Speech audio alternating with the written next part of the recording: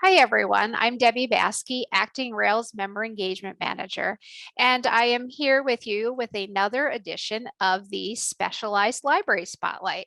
Today, I am speaking with Meredith Payne from the Illinois Service Resource Center. Meredith, welcome. Hi, good to be here. It's good to have you. Would you like to tell us a little bit about yourself?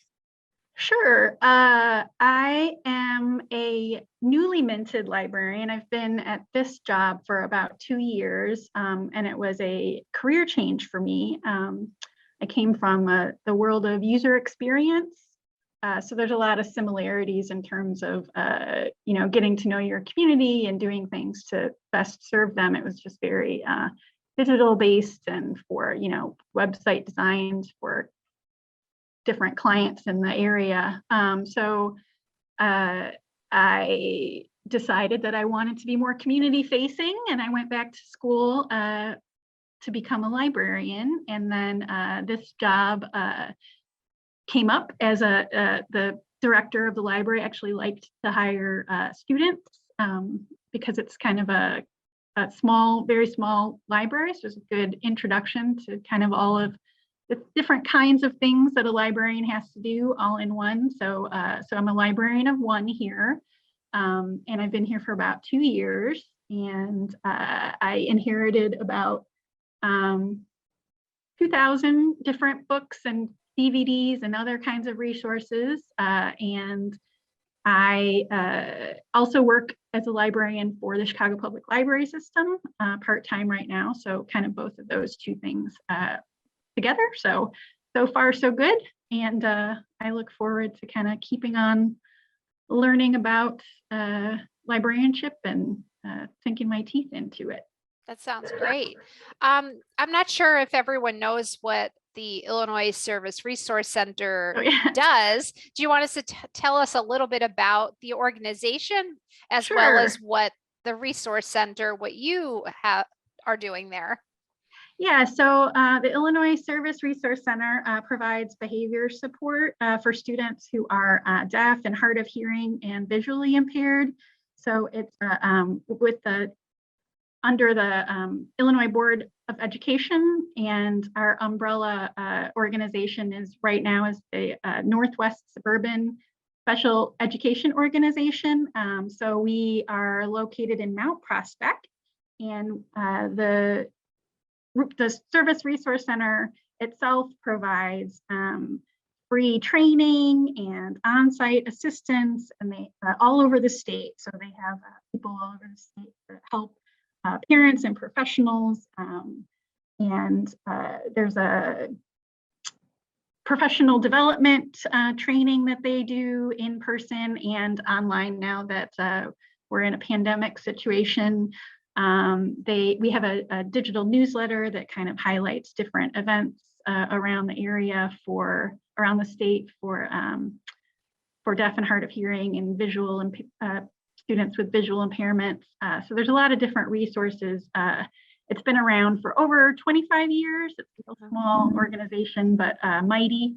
And then they, as part of their mission, they have a lending library, which is where I come in. So we have a large number of books, and we have DVDs, and we have toys and games. We provide things for teens as well as children, as well as parents and educators. So there's a wide range of audiences, but it's all around behavior support for focused on deaf and hard of hearing and visually impaired students and children, and also social emotional learning. So people on the autism spectrum and with different sensory abilities and things like that. So yeah, so it's a wide range of resources that we support, and it's a lot of supporting the director and the social workers who go out and work with parents and educators directly. They might have specific needs that the library can fulfill. So we work really closely with a team to kind of provide that support. So So I assume the team there uses the resources, but who else can take advantage of the resources you have in the library? Really anyone in the state of Illinois. Um, so again, the subject matter is very specialized, Sure. but it's anyone can borrow. We lend out materials to anyone in the state who's interested. So for example, if somebody wanted to do a library display at their school or a public library, or needed a parent wanted to start kind of a support group or just anything like that, or if someone just wanted to try out specific toys or games related to deaf and hard of hearing or visually impaired students, we could lend those out. So it really is it's a free resource for anybody. So we just mail out what people request, and we give you free postage to return things. And it's very kind of old school in the sense that it's all very physically based at this point, where it's books and DVDs and physical materials, but we do have an online catalog as well. So people can access the materials, see them that way? Okay. Yes. They can pick from the list, or they can always email us or call us and ask what we've got to offer.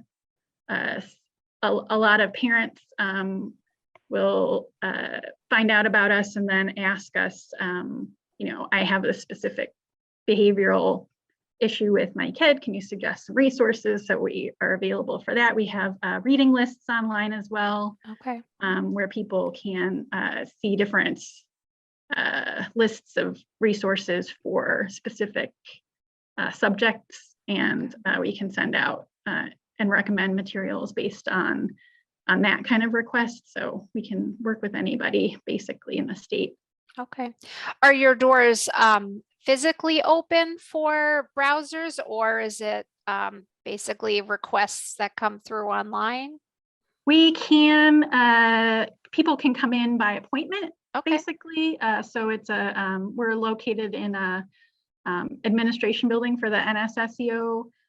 So people can come in and visit, certainly. It's just with COVID, there's protocols and things like that, but we're happy to show it off to anybody that wants to take a look around. But we also primarily people use the online catalog, or have talked with one of our social workers or somebody to get idea of what kinds of resources they're looking for, and then we go from there. But yeah, we're available.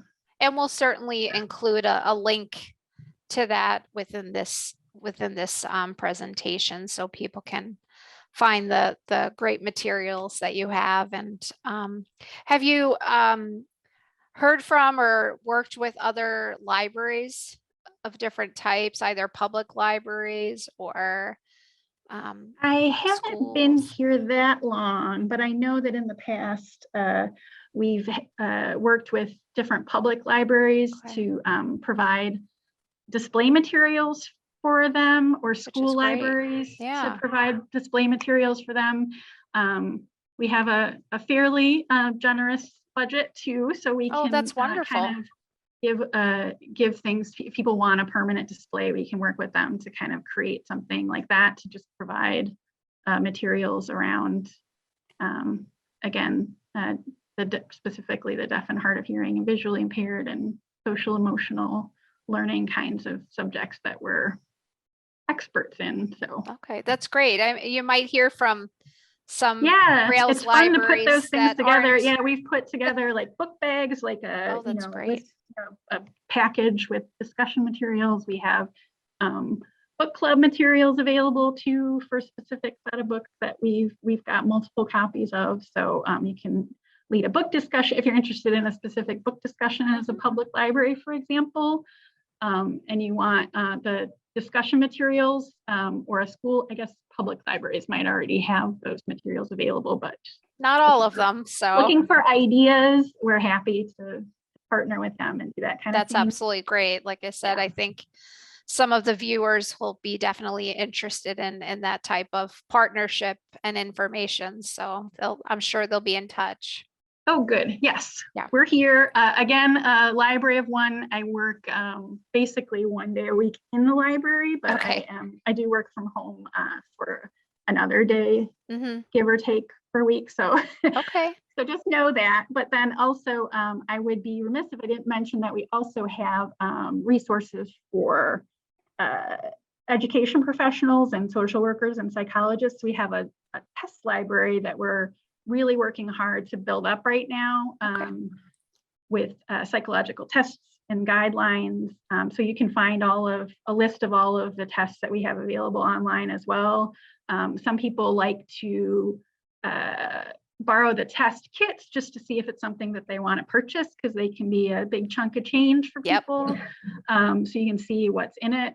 But then also we have just the protocols. So if you just need a packet of testing protocols so that you can conduct like psychological tests. There's just a wide array of those available, and we are pretty nimble and flexible. So we can also take requests. So if somebody is interested in something like that, we recently had a teacher ask us for a specific test, and we were able to purchase it and then lend it out. And then Wonderful. then it was part of the library going forward. So definitely trying to ramp that up Okay. over the last couple of years. So That's great. I'm glad you mentioned that because I'm sure there'll be some interest in that as well. yeah. Well, thank you, Meredith. I really appreciate you taking the time to tell us about your library. It's absolutely a great resource, and I'm sure that people listening will be excited to hear about what you're doing there. So thank you so much. Yeah, and I'm looking forward to seeing all of the other spotlights too, so that I can learn about all the other ones as well. So Sounds great. Thank you so much. thank you. Take care. Bye.